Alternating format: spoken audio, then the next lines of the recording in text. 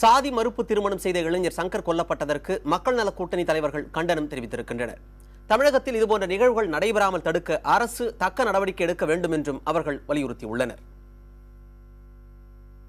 சாதி மறுப்பு திருமணங்கள் நடைபெறும் இடங்களிலெல்லாம் கொடூரமான கொலைகள் நடப்பது மிகுந்த வேதனையை, தாங்க முடியாத துயரத்தை தருகிறது. நெஞ்சில் ஈட்டியால் குத்தியது போல் இருக்கிற இந்த காட்சியை பார்க்கிற பொழுது ஒட்டுமொத்தமாக இத்தகைய சாதி ஆணவ கொலை வன்மையாக கண்டிப்பதோடு சம்பந்தப்பட்ட கொலையாளிகள் மீது நடவடிக்கை எடுக்க வேண்டும். மீண்டும் வலியுறுத்துகிறோம், சாதி ஆணவ கொலை தடுப்பதற்கு தனியாக சட்டம் கொண்டு வர வேண்டும் என்றும் மக்கள் கூட்டணி சார்பாக நாங்கள் வலியுறுத்துறோம். இந்திய அரசும் மாநில அரசும் இந்த சட்டத்தை கொண்டு வர வேண்டியது ஒரு வரலாற்று தேவையாக இருக்கிறது. இந்தியா முழுவதும் இந்த கொடுமை உள்ளது. தமிழகத்தில் இது அதிகரித்து வருகிறது. எனவே இந்த போக்கை தடுத்து நிறுத்த வேண்டும். யாரோ ஒருவர் கொலை செய்யப்பட்டு விட்டார் என்பது மட்டுமல்ல, இது தமிழகத்திற்கே மிக அவமானகரமான செயலாகும்.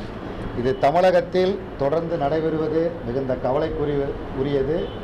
இன்றைக்கு இருக்கிற அரசாங்கம், அண்ணா திராவிட முன்னேற்ற கழக அரசாங்கம், இந்த பிரச்சனையை தடுத்து நிறுத்துவதற்குள்ள எந்த நடவடிக்கைகளையும் மேற்கொள்ளாமல் தொடர்ந்து வேடிக்கை பார்க்கிற காரணத்தினால்தான் இப்படிப்பட்ட சம்பவங்கள் தொடர்கிறது.